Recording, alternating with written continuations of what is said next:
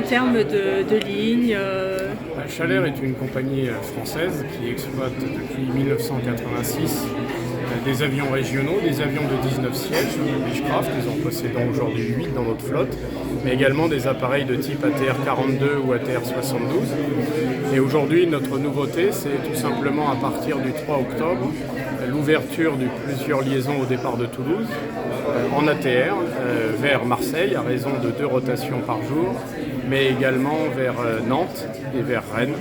Donc c'est une nouveauté assez significative pour nous. C'est aussi de bons horaires pour nos passagers, c'est aussi une politique tarifaire adaptée à une clientèle qui est plutôt une clientèle business.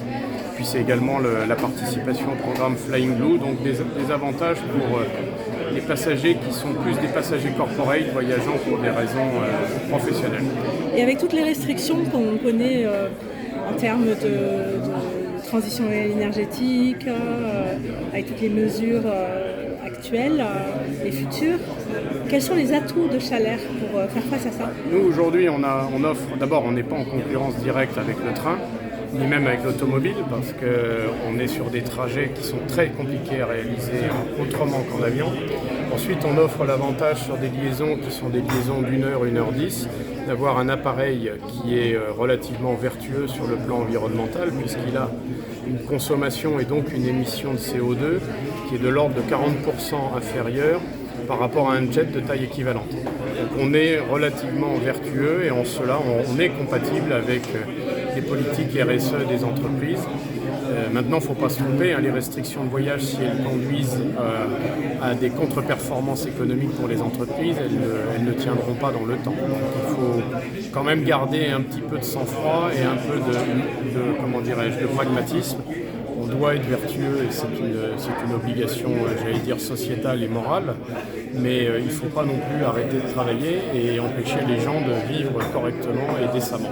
Et quelque part, l'économie va rencontrer à un moment donné aussi ces contraintes et l'environnement est important, mais ça ne doit pas se faire contre l'économie, mais avec l'économie. On est sur l'aéroport de Blagnac. Qu'est-ce que vous pensez introduire des avions à hydrogène dans les flottes Chalair plus tard?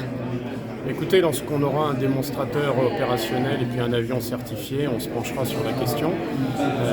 L'avion à hydrogène, c'est une solution. Ce n'est pas une solution inintéressante, mais c'est une solution qui pour le moment n'existe pas. Elle est en devenir, donc moi je suis très attentif à ce qui va sortir et aux prototypes qui voleront, et ensuite on suivra avec beaucoup d'attention les processus de certification. Mais il faut garder en tête que sur des changements, des ruptures technologiques, on est quand même sur le temps long. Or aujourd'hui il existe des solutions immédiates qui sont vertueuses. En particulier c'est de substituer le SAF, donc le biocarburant, au carburant kérosène. Et ça c'est quelque chose que l'on peut faire immédiatement. Il n'y a pas besoin d'attendre, simplement il faut en avoir la volonté politique et arrêter de gesticuler, mais de prendre des vraies décisions. Et en termes d'eVTOL, est-ce que là aussi, d'eVTOL, est-ce que vous pensez introduire les eVTOL dans les flottes Chalair également? Alors non, personnellement, je ne vois pas très bien l'intérêt d'avions qui ont une consommation en énergie qui est supérieure aux avions existants.